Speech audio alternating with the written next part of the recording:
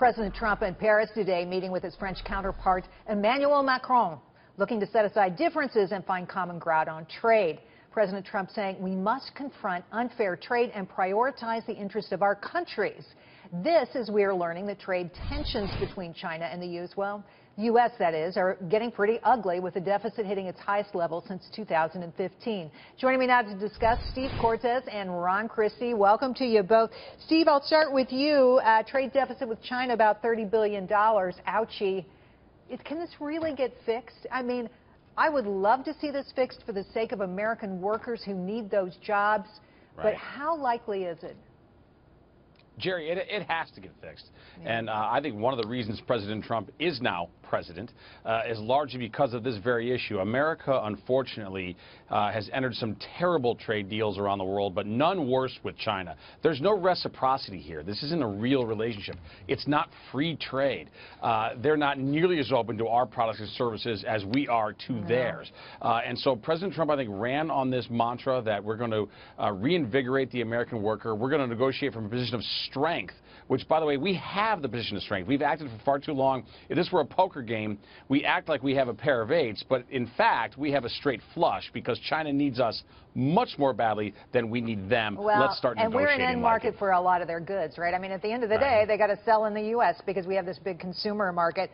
Ron, to you, when you pull apart some of these trade deals, and NAFTA comes to mind because that's a big one we hear about all the time, these things are like 40 years old. They're archaic. I mean, they've already changed the landscape of trade. Don't we need to change these, update these, and get a little something for U.S. workers?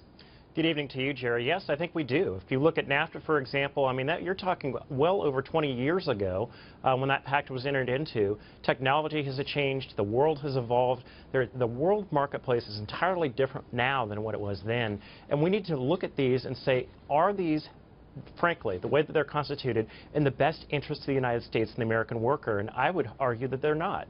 And as it relates to China, my goodness, I think Donald Trump, in fact, got elected in part by saying that the Chinese were manipulating currency, that they weren't actually having a good deal for the American worker. And so, yes, I agree with Steve. We do have the leverage. The question is the Congress willing to negotiate, and will the president actually enforce it?